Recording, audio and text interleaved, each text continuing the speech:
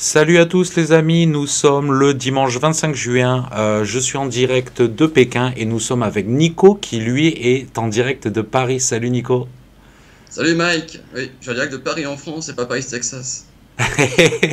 Voilà, moi c'est pour ça que j'adore Nico parce qu'il est plein de petites références comme ça, énorme culture générale. Et donc en fait, Nico, toi comment t'as été amené à connaître la chaîne en fait? Parce que Tu t'intéresses à la Chine en fait? je m'intéresse à la Chine. Oui, mon épouse est d'origine chinoise. D'accord, ok.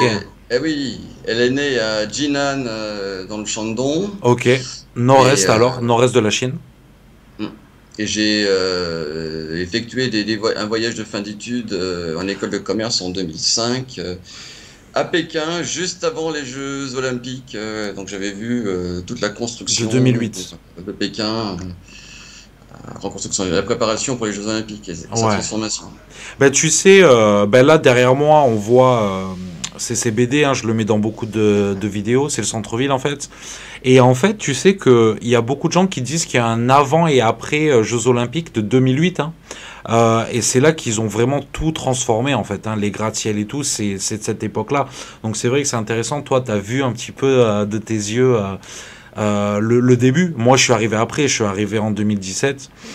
Bon ben écoute, en tout cas, voilà, petite présentation de fête. Moi, je vais revenir en vacances, hein, comme je t'ai dit, hors antenne cet été, voilà. Donc ben, peut-être qu'on pourra se voir sur Paris, parce que moi j'ai ma sœur à Paris. Donc ce serait génial, tu vois, de se voir, ça c'est clair. Et ben, aujourd'hui, voilà, je voulais parler avec toi un petit peu parce que je sais que tu as vraiment une très très bonne connaissance de tout ce qui est géopolitique. Là, on a vu ce qui se passe en Russie avec Prigojine, la guerre en Ukraine, etc. Et évidemment, vu qu'on est sur Sino-France, moi, j'ai parlé en fait, si tu veux, aujourd'hui à des Chinois. Donc au travail, c'est de manière vraiment, voilà, c'est comme tu parles au boulot en fait. Hein, c'est pas personne n'est expert hein, dans cette histoire, mais en fait, je pense quand même que les Chinois, eh bien, tout ça là, tous ces trucs là, ça va les repousser de la Russie en fait. En tout cas, d'un point de vue militaire, hein, je parle pas de leur acheter du gaz. Tu sais, c'est des commerçants, les Chinois, bien sûr, qui vont en profiter hein, pour le gaz et les ressources, il n'y a pas de souci. Mais par contre, d'un point de vue militaire, voire même peut-être diplomatique, je pense que ça va être intéressant de voir ce qui va se passer. Moi j'aimais que des hypothèses, hein, mais en tout cas, c'est le ressenti là, à l'instant T, en fait.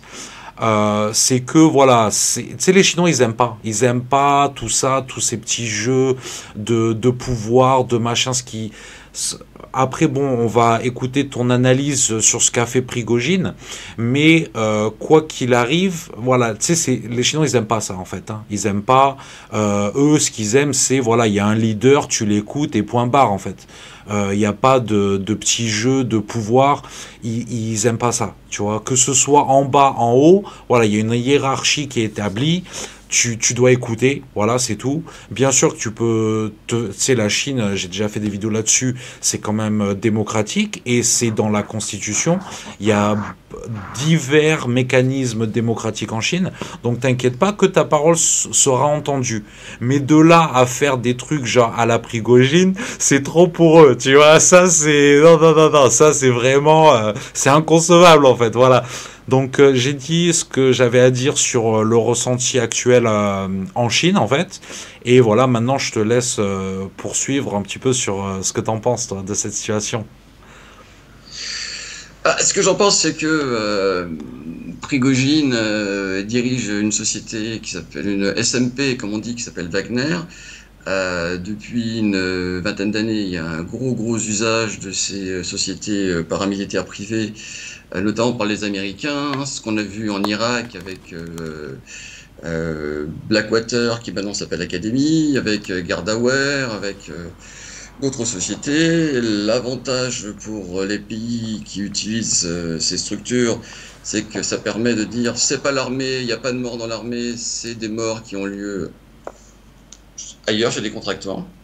Ouais. On peut retirer les morts. Et si jamais il y a des choses qui sont effectuées, qui sont hors du cadre classique, légal, international, Oui. on peut dire, bah, c'est pas nous. Du droit de la guerre, en gros, quoi. Ça Voilà, loi de permet de la guerre, contourner. c'est pas nous, c'est les contractants et c'est leur faute. Mais en même temps, beaucoup de dirigeants de ces sociétés, je parle de Blackwater, Gardaware, venaient d'abord de l'armée, souvent même parfois l'armée américaine, et faisaient Bien des sûr. allers-retours entre les deux. Bien Des sûr, bien allers-retours entre sûr. les deux. Logique, Euh, hein. la France avait aussi, à un moment donné, fait bien usage, bien avant, avec ce type de structure, avec Bob Denard, notamment aux Comores, D'accord, j'étais pas au courant. pour poursuivre ce que l'armée officielle, la diplomatie officielle ne pouvait pas faire, bah, d'autres structures peuvent le faire en dehors du cadre légal. D'accord. Et comme Et Vladimir Poutine avait promis aux Russes qu'il y aurait peu de morts civiles pour permettre aux mères de retrouver leurs enfants, ben, l'avantage des sociétés comme Wagner.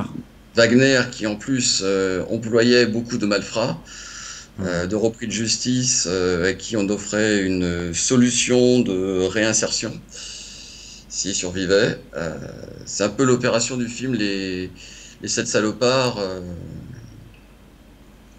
avec sept repris de justice qu'on envoie en commande au suicide dans le film avec Telly Savalas pour faire une opération d'exfiltration en Allemagne nazie. Il y en a qu'un à la fin qui survit. Mais officiellement, s'ils se font prendre, ah bah, c'est pas l'armée, c'est pas la diplomatie, c'est nos structures. Ouais, ouais. D'accord. Et en fait, Prigogine la lui-même est un Russie a ancien repris de voulu justice. récupérer, enfin, les ramener dans le giron de l'armée régulière, en fait.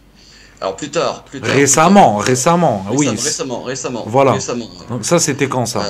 Mais avant de parler, ouais, tout à fait. Mais avant de parler de ça, il faut aussi dire qui était Monsieur Prigogine. Ouais,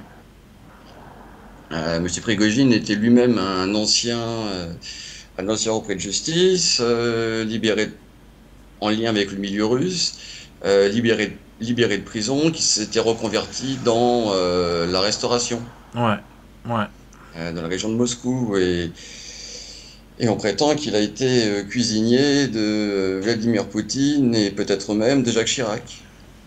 Ouais. Du temps où la France était amie avec, enfin, où Jacques Chirac avait une relation d'amitié Ouais, avec mais il a Vladimir cuisiné Poutine, l'ami pour tout le et monde, ce hiérarchie mec, autour, hein. ouais. Ouais. J'ai vu même. Enfin voilà, c'était le cuisinier du Kremlin, donc forcément, il était amené à cuisiner un petit peu pour tout le monde, hein. Mm. Mais bon, après, c'est comment il s'est retrouvé à la tête de Wagner, en fait. C'est quoi? Je vois pas le lien avec la cuisine là-dedans. Ah, il était en lien, quand étant lui-même repris de justice, il était en lien avec un certain milieu, d'où un certain nombre de prisonniers émanaient. D'accord. Et étant réputé proche de, de Vladimir Poutine, Oui, voilà, ouais. il était homme de confiance. Non, mais c'est ça, c'est ça. Et je pense que c'est ça se comprend tout à fait en fait quand t'es proche du pouvoir. Tu sais, c'est comme les chauffeurs de personnes célèbres ou de politiciens ou même de gangsters. Eh bien, c'est souvent eux, tu sais, dans les films ou enfin ou dans la réalité, hein, dans la vraie vie, les chauffeurs, c'est souvent eux qui reprennent le flambeau ou qui obtiennent des postes en fait qui ont rien à voir en fait. Ben même Benalla, non, Benalla c'est un petit peu comme ça, hein. Il paraît, oui. Ah ouais, c'est un peu ça qui s'est passé avec lui, hein. Donc voilà, d'accord, donc personne de confiance.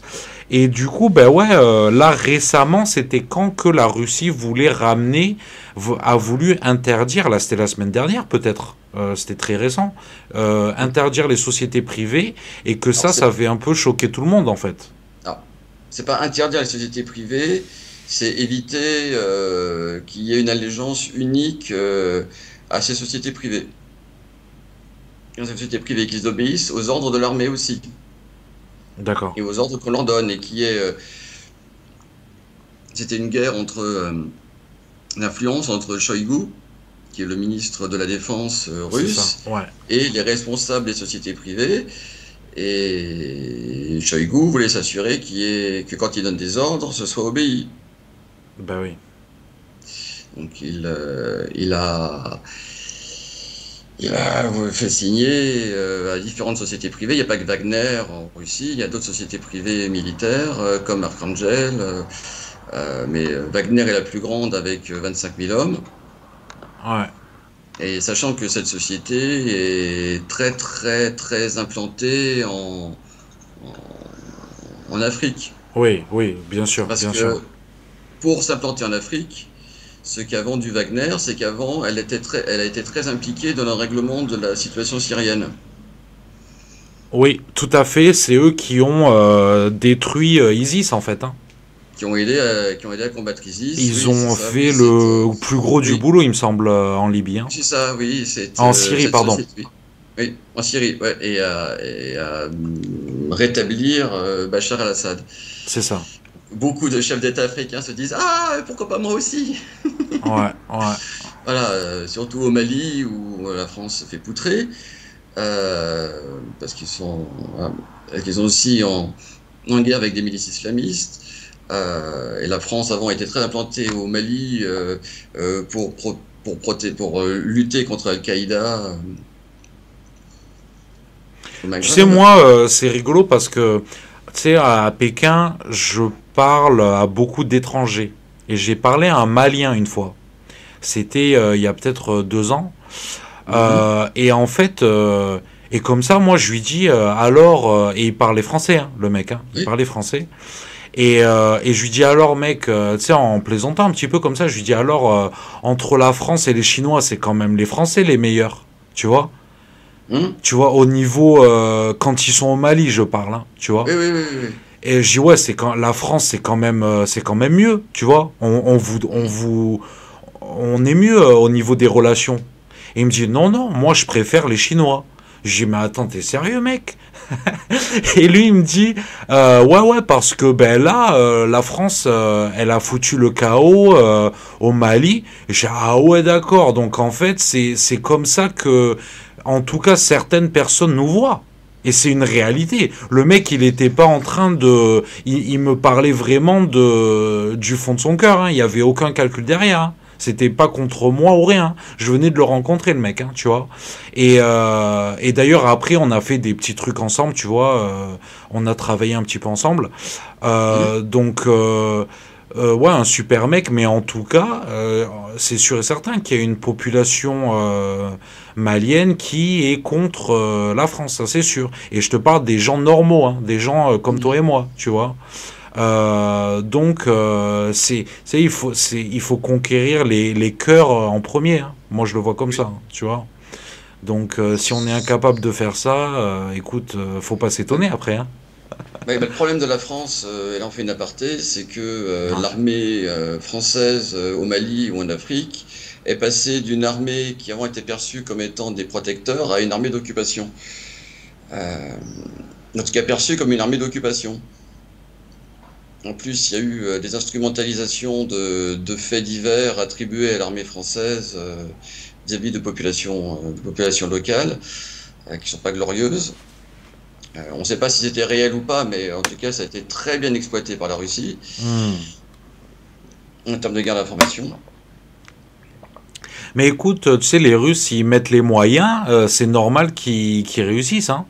Moi, j'ai vu, on me dit, j'ai vu, oui, ils font des mini-clips vidéo pour faire la propagande de Wagner, des clips vidéo qui durent 10 secondes parce que l'internet est pas très bon dans certaines régions, tac, tac, Mhm. tac, ils se donnent du mal. Et moi, je Oui, dis, ben oui, exactement, ils se donnent du mal. Ils ciblent exactement leur cœur de cible, voilà, ils mhm. font et voilà, ça marche, ben c'est normal que ça marche. Et pourquoi nous, on serait pas capable, voilà, de faire des choses, je dis pas de faire pareil, mais Oui. voilà, les mecs qui se donnent les moyens, ben ils y arrivent, il n'y a pas de secret, hein. Et donc Wagner, euh, est très impliqué dans la diplomatie russe en Afrique. Et, euh, et propose enfin, voilà, l'expertise qu'elle a acquise en Syrie pour chasser poutrer les terroristes ou groupes séparatistes attribués à du terrorisme. Ouais, ouais. Et du coup, ben, là en Ukraine, qu'est-ce qui s'est passé en fait? Là, on va peut-être se rediriger vers le cœur de l'émission, Bah, c'est-à-dire... ce qui s'est passé en Ukraine Ouais. est double. On peut le voir de deux points de vue.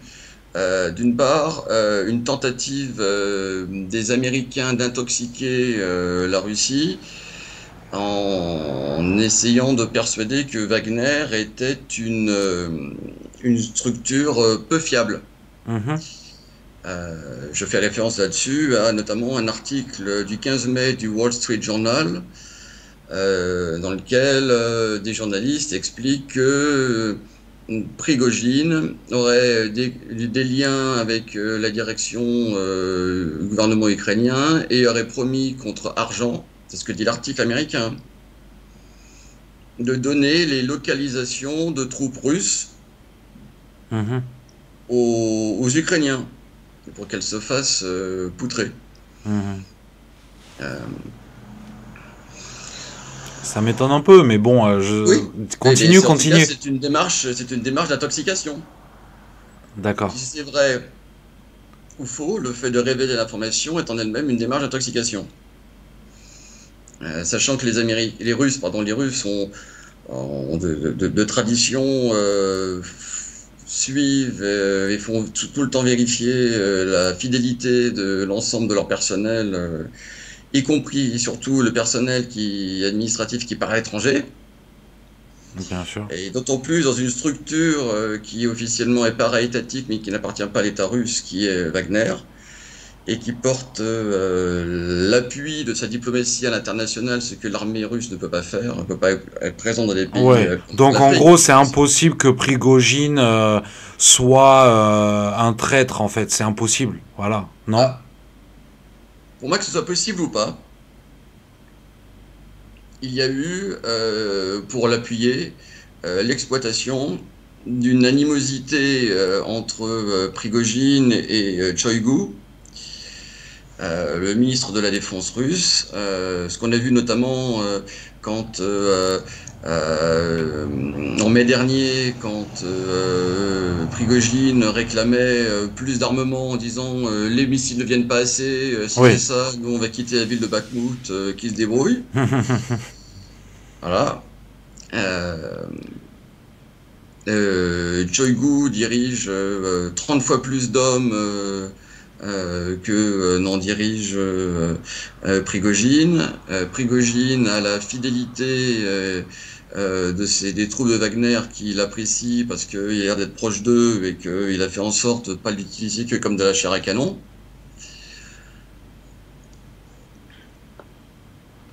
Et a été exploité l'animosité entre les deux il y a eu aussi eu des diffusions d'images dans lesquelles on aurait vu sur des réseaux Telegram qui étaient proches du milieu on va dire, russe ou russophone, d'images de cartons avec des valises avec de l'argent à l'intérieur pour faire croire que, regardez, c'est peut-être l'argent qui a été utilisé pour acheter Prigojine. En tout cas, d'essayer de laisser croire Ouais, ouais, ouais, ouais. et d'accréditer le doute pour que le personnage de Prigojine soit fact-checké plusieurs fois et que checké plusieurs fois et que Shoigu accélère, augmente son autorité sur lui, sur les troupes de Wagner, ce que Prigojine n'appréciait pas, Bien sûr. Bien puisqu'il sûr. s'estime être peut-être aussi légitime que Shoigu, peut-être, en tout cas, c'est ce qu'on diffuse, hein. Que ce soit Ben, vrai ou pas, c'est des informations en tout cas, il fait le sale boulot, le mec. C'est parce que, hein, en tout cas, voilà, il a, il est voilà, sur le terrain, quoi. Ça, c'est une réalité. il est sur le terrain, mais avec l'armée russe, les généraux russes sont aussi présents. Il n'y a pas que Wagner qui est présent en Ukraine, il y a aussi d'autres groupes, d'autres SMP et l'armée russe elle-même, Ouais. plus l'appareillage de satellites, d'aviation russe, de missiles russes qui ne viennent pas de De Wagner. Wagner, ouais, oui. Ouais, ouais, ouais. Bah oui, bah Wagner oui. est obligé de se coordonner avec les Et informations alors, que en fait, que transmet l'armée. là, le mec, il est quand même allé à 200 kilomètres de Moscou, puis en Biélorussie. Est-ce que tu peux nous parler un petit peu de ce périple-là qui s'est passé à peine hier et avant-hier? C'est quoi cette histoire? Pourquoi il a fait ça? Comment? Personne ne l'a arrêté? Qu'est-ce qui se passe, en fait? Alors, pour le moment, on ne sait pas tout. On ne sait pas, par exemple, si dans le périple, il y a eu des avions russes qui ont tiré, s'il y a eu des soldats parmi sur l'effectif total présent en Ukraine, il y a à peu près 25 000 soldats qui dépendent de Wagner. Il n'y en aurait que 7 000 qui auraient suivi Prigojine en jeep ou en tank et qui seraient remontés en direction de Moscou. On indique que dans les motivations de Prigojine, il y aurait eu un tir amical du même camp venant de l'armée russe sur les troupes de Wagner. Est-ce vrai ou pas à vérifier? Euh, que Prigojine n'aurait pas apprécié, que Prigojine voulait parler directement avec Vladimir Poutine ou Mishustin et passer outre Shoigu et s'expliquer clairement avec le personnage. Euh, Ce qui est étonnant, c'est qu'on lui a attribué des propos prenant presque la défense du peuple ukrainien à rebours du discours officiel de ce qui est donné dans les réseaux sociaux, dans les médias russes. Mhm.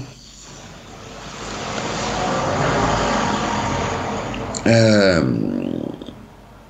on a vu des images de, de, de sacs de sable et de checkpoints à l'entrée de Moscou pour Bah oui, protéger. bah oui. On a prétendu sur les réseaux sociaux et dans certaines presses que Vladimir Poutine serait parti se réfugier à Saint-Pétersbourg et aurait quitté Moscou. Mhm.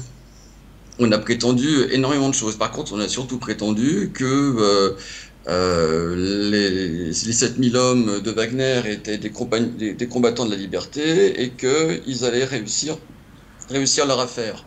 C'est-à-dire à Un coup d'état, quoi. dégager le magicien du Kremlin. Sachant que, comment aurait-il pu faire si, et là deux hypothèses, est-ce qu'il l'aurait fait sur incitation des Américains? Dans ces cas-là, il aurait eu l'aide de satellites et d'aviation américaine. Mais malgré tout, si c'était, il n'aurait pas bénéficié, il n'aurait pas eu l'aviation américaine est otanienne, qui aurait pu rentrer sur le sol russe, au moins déclencher une guerre mondiale Bah c'est ça. et de protéger les blindés, les troupes Ça me de paraît quand Wagner, même sous très Wagner. improbable, hein, Ah vu non, les ça aurait été très improbable. vu le Alors, risque, voilà. tu te rends compte? Hmm. Est-ce que Prigojine a estimé qu'il avait des relais au sein de l'appareil d'État russe et Ouais. qui aurait pu l'appuyer, prendre le relais, avoir une partie de l'armée qui se soulève et qui l'accompagne et qui font le renversement. Il s'est avéré que non, puisque Vladimir Poutine aurait obtenu, selon certaines sources, la fille des chefs de compagnie d'élite qui auraient prêté fidélité, renouvelé leur fidélité au président de la Fédération de Russie. Il n'y a pas eu le ministre de la Défense et le ministre de enfin, le ministre de l'Intérieur n'ont pas tourné leurs armes. il a dû sentir, alors soit il voulait réellement le faire, mais il a dû sentir que ça n'allait pas, ça ne porterait pas plus loin que son déplacement, que ça servirait à rien. Mhm. Euh, Et du coup, ben, En tant déjà, qu'intermédiaire, comment là, ça s'est quand même passé en 1 ou 2 jours. Donc en même, 24 heures, ouais, voilà, tu te rends compte? En en 24 24 heures, heures. Vladimir Poutine a carrément incriminé dans un discours qu'il a sur cette sédition, il a incriminé les Américains directement. Ah ouais. Donc, ce qui voudrait dire que il travaille avec les Américains. Bah, non, pas forcément. En tout cas, ça peut être. Oui, il voulait juste pointer quelqu'un du doigt, quelqu'un de facile, quoi. Allez, hop, c'est les Américains. Bah, c'est ça, non, mais dire que ça peut être attribué à. En tout cas, alors, il y a eu là-dessus plusieurs, plusieurs hypothèses qui ont été données. Certains prétendent qu'il s'agit d'un stratagème délibéré de la Russie pour utiliser ce soulèvement et essayer de débusquer des traîtres, des Mhm. gens qui auraient suivi Prigojine et essayé de profiter pour le faire sortir du bois. Je pense pour ma part que ce n'est pas la situation visageable, la meilleure situation visageable pour la Russie en cette situation, puisque ça voudrait dire qu'ils sortent, qu'ils créent, qu'ils fabriquent une destruction de consensus, parce qu'officiellement la Russie dit tout le peuple russe est derrière Vladimir Poutine, Mhm. D'accord. à vérifier ou pas, en tout cas c'est ce qui est prétendu, et si d'un seul coup la Russie avait joué à ça, ça aurait voulu dire qu'ils admettaient qu'il y avait différents sous-groupes et que tout le peuple russe n'était pas forcément derrière lui. Et qu'il fallait même qu'ils alimentent ces sous-groupes de manière à faire émerger ces gens pour ensuite, enfin, des leaders pour ensuite les identifier et les traiter. Et en fait, comment ça se fait que il allait en Biélorussie? Qu'est-ce qu'il allait faire là-bas? À quel moment? À quel moment? Parce que je pense que Bah, alors, c'est très important, oui, la timeline, quoi, le déroulé des événements, heure par heure, tu vois, presque. oui, mais mais bon, là encore, on n'a pas, pour le moment, on n'a pas encore Bien toute sûr, la bien timeline, sûr, hein. bien sûr, bien Beaucoup sûr. des choses qui sortent de Russie. Mais par contre, ce qui est sûr, c'est qu'il a fallu trouver pour Prigojine un intermédiaire avec lequel il accepterait de négocier ou d'échanger. C'est quand même, il a pas pris n'importe quel intermédiaire, donc c'est quand même assez sérieux parce que voilà, c'est quand même le président de la Biélorussie, quoi. C'est la Biélorussie, pays allié, pays qui allié de la Russie, pays qui depuis peu a des missiles nucléaires russes qui sont présents sur son sol. Et pays qui maintenant accueille Prigojine avec potentiellement des troupes de Wagner qui seraient là pour protéger la Biélorussie. Hum. Ce que ne voulait pas dans le discours officiel Prigojine était que les troupes de Wagner obéissent aussi à Shoigu avant de lui obéir à lui. Au final, les Wagnériens, les musiciens, ont tous signé cet engagement. Par contre, là, tu sais, je regardais la vidéo de Oui. Philippe Fabry sur le sujet. J'ai aussi regardé celle d'Idriss Aberkan. Vraiment top, hein, Mm. vraiment top. Je recommande à Oui. tout le monde d'aller les voir. Et en fait, bah, il disait que, regarde, maintenant, il y a Wagner en Biélorussie. Et que les pays limitrophes devraient s'inquiéter. Voilà, tu vois. Euh, Complètement. donc, tu vois, les pays baltes et tout. Donc, c'est quand même. Qu'est-ce que t'en Pays-Bas penses, qui sont en toi? train de rejoindre l'UE et donc l'OTAN à marche forcée. Hmm. Notamment sur initiative, paraît-il, du président français. Ce qui se Et comprend, donc il ce fallait qui que se l'Europe comprend. s'élargisse le plus vite possible. Ce qui est étonnant puisque il aurait demandé, puisqu'il y a un sommet des BRICS qui va se tenir en Afrique du Sud dans quelques mois, et le président français aurait demandé à en faire partie. Ben tant mieux, tant mieux. Moi je suis pour ça, Oui, moi je suis pour ça. mais le président Tu l'as vu russe ça où ça? a Parce que oublié. ça m'intéresse, hein. Je t'envoie les liens. Je vais les Et, mettre en description, ouais. et le président russe se serait adressé à l'organisateur, le président d'Afrique du Sud, en lui disant, je ne te- c'est vous l'organisateur, hein, mais il faut quand même pas inviter quelqu'un qui vienne nous cracher dans le gosier régulièrement, notamment concernant la Russie. Je comprends, je comprends. Donc Ben forcément, il est pas, s'il vient, il n'est pas le bienvenu. Il n'est pas le bienvenu de tout le monde. ouais, mais attends, est-ce que les BRICS peuvent refuser la France? Je ne pense pas. D'accord? Voilà. À un moment donné, les BRICS, ils sont pas bêtes, hein. Ouais. Tu te Mais rends le détail, compte? c'est que la diplomatie française, maintenant, doit suivre la diplomatie bruxelloise. De qui dépend la diplomatie bruxelloise? De Washington. Voilà. Ouais, mais bon, je pense que Macron, c'est un grand garçon. S'il veut rejoindre les BRICS, tu sais que quand même, il a, ben, lors de sa visite en Chine notamment, Hmm. crois-moi qu'il a dû en parler, d'accord? Il a dû Bien en sûr, parler au Big Boss, hein? Il est pas bête. bien sûr. Surtout que moi j'ai fait une vidéo là-dessus. J'encourage tout le monde d'ailleurs, abonnez-vous, partagez, commentez, likez les amis. J'ai fait une vidéo sur la visite de Macron en Chine et tu sais que il faudrait regarder, mais ils ont fait la cérémonie du thé à Pékin. C'est Hmm. le plus grand honneur que tu peux recevoir. D'accord? Il n'y a pas plus haut que la cérémonie du thé. D'accord? Et petit 2, Xi Jinping a accompagné Macron. Bon, ils n'étaient pas dans le même avion, mais il a accompagné à Canton. D'accord? Oui, oui. Est-ce que tonton Biden, il a fait pareil quand Macron, il allait en Louisiane? Non. Donc, D'accord? ni avec Anthony Blinken, qui s'est rendu récemment en Chine, n'a pas eu le droit au même honneur. Oui, bon, après, il n'est pas président, Blinken. Mais Non.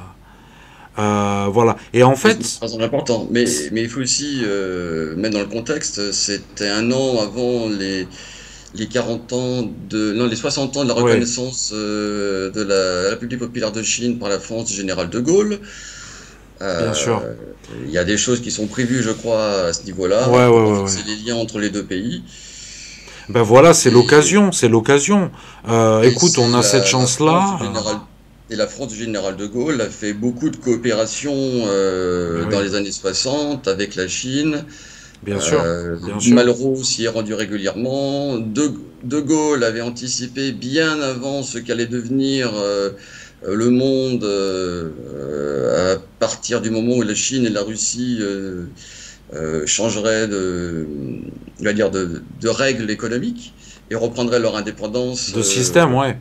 Le système, voilà, Alain Perfit avait écrit un Oui, livre inspiré d'une phrase du général de Gaulle qui s'appelle Quand la Chine s'éveillera, le monde tremblera. tout à fait, ouais. Ils avaient anticipé la réindustrialisation de la Chine et la concurrence avec le bloc américain et que le monde était forcément appelé à devenir multipolaire. Écoute, multipolaire ou pas, la France et l'Europe, normalement, c'est nous les grands bénéficiaires de tout ça. Donc soit on décide de se prendre en main, soit on sera toujours écrasé. Voilà. Donc vu que nous on est au milieu, on a vraiment. En fait, il faut décider. Hein, soit t'es, parce que la Terre c'est un globe. Hmm. Donc tout le monde est au milieu. Tu comprends? C'est à toi de placer tes pions parce que voilà, nous on est quand même connectés. Voilà, pas, il y a pas d'océan entre nous, contrairement aux Américains. Donc bon, voilà. Et d'ailleurs, je continue sur ma lancée. Je voulais m'arrêter, mais pas du tout en fait, parce que les routes de la soie qui ont été initiées par Xi Jinping, c'est Hmm. ça. Voilà. Et Et officiellement, elles vont jusqu'à Rome. ben oui, l'Italie fait partie, ouais, mais pas la France, ouais. Ouais. Même jusqu'à Londres aussi, hein. Moi j'ai vu des Ah bon? cartes avec Londres. Il y a aussi le Portugal, il me semble. Donc ouais, ouais. C'est Et il y a ça. Après, il y a le collier de perles aussi, mais ça, c'est plutôt pour. C'est maritime déjà, et c'est plutôt pour Et c'est pour contourner l'endiguement américain. américain. Oui. C'est ça, ouais, j'avais fait une vidéo là-dessus qui marche pas mal. D'accord, bah écoute, là on est à 35 minutes. Si tu. Qu'est-ce que tu voulais rajouter, toi? Bah, Sur ce que je voulais Wagner, sur tout rajouter, ça? c'était que ce que je voulais rajouter, c'était que les médias sociaux ont été beaucoup plus vite sur cette affaire que les grands journaux, Mhm. puisque toutes ces informations sur tous ces dossiers-là ont vite circulé plus vite qu'une reprise par les grandes chaînes d'information françaises, Mhm. qui ont réagi bien tard, quand elles ont commencé à vraiment réagir, à donner un avis, ceux qui traitaient Wagner de société de mercenaires et de terroristes se sont mis à les appeler Freedom Fighters au moment où, euh, notamment Bernard-Henri Lévy, et quand l'affaire a été pliée, pour les grands médias, ces sociétés sont redevenues sociétés de mercenaires. Ouais. Écoute, sur Sans ce. aller voir plus loin que d'essayer de comprendre exactement les tenants et les aboutissants. Euh, je sais que certains prétendent que c'est un stratagème de brouillard d'informations euh, Oui, russe, oui. pour cacher une grande opération. Sauf que la grande opération, si c'est le cas, on verra dans la semaine qui vient ce qu'il en est réellement. Mais en tout cas, elle s'appuyait sur déjà une tentative d'intoxication, de mettre un coin entre les SMP russes et les États généraux, enfin, et le ministère de la Défense russe, via, comme je l'ai dit, certaines publications. Que ce soit fait exprès ou non, quoi qu'il arrive, ça rajoute du brouillard de guerre, cette histoire. Voilà, c'est un fait. Ça rajoute de la confusion, hein. Donc voilà, c'est vrai que c'est là où on en est en ce moment. Il faudra suivre ça de très près, en effet. Et oui, moi je voulais rajouter un truc sur les médias. Ça m'a fait rigoler parce que je me suis dit bon allez, je vais jeter un coup d'œil. Ce qui montre CGTN et tout, c'est le TF1 chinois. Et en Oui, fait, eh bien, c'est des images totalement différentes. En fait, t'as des reporters carrément sur place. Je crois que c'était à Krakow, un truc comme ça, là, la ville où Prigogine il était là. Et mmh, en fait, c'est des tout à images fait. qui passent pas sur les médias du G7 là, tu vois. Oui, oui, mais ça m'étonne pas. Et bon, c'est des images basiques, ceci dit. Ils filment juste la population avec Wagner qui se balade dans les rues, tu vois. C'est vraiment basique. Mais en fait, je me suis dit, ah ouais, quand même, ils ont leurs mecs sur place. Et voilà, je pensais que c'était important de le signaler, quoi, tu vois. En France, il y a des chaînes qui diffusent des reportages qui sont plutôt bien faits, mais ce sont des chaînes de journalistes comme Omerta, qui sont, on va dire, libres et qui donnent un accès payant à ces informations, mais ça ne vient pas des grandes chaînes d'information directement. Parce Bien sûr.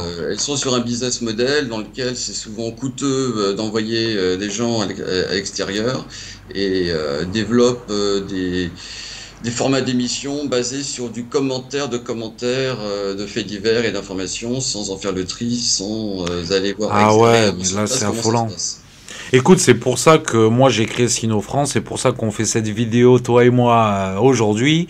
C'est pour ça qu'il y a tant de chaînes maintenant sur YouTube informatives, Mm. où la qualité monte, monte, monte. Moi, je ne suis que sur YouTube en fait, tu vois.